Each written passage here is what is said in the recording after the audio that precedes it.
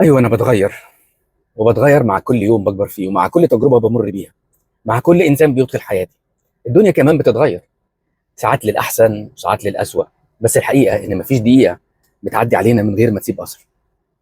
كلمه سمعتها، موقف وجعك، شخص قابلته، حد خذلك، او حد تاني وقف جنبك في وقت ما كنتش متوقع ده. كل ده بيشارك في تشكيل الانسان اللي انت عليه النهارده. طبيعه الكون اصلا هي التغيير. الصيف يجي بعده الشتاء، والليل يجي بعده نهار. الشجره بتسقط ورقها عشان ترجع تنبت من جديد. يمكن عشان كده الوعي بوجود التغيير هو واحد من اهم اسباب الامل في الحياه. لان لو انا عارف ان كل حاجه بتتغير، فانا كمان عارف ان الالم مش ابدي، وان الظروف مش ثابته، وان الانسان قادر انه يتغير. لكن الغريب ان الانسان احيانا بينسى تاثير الزمن عليه.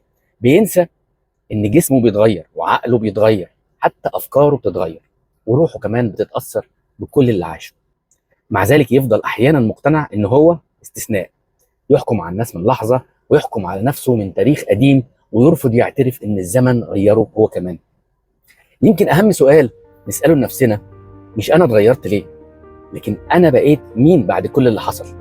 لان التغيير حتمي، لكن اتجاهه ده اختيارنا احنا. سلام.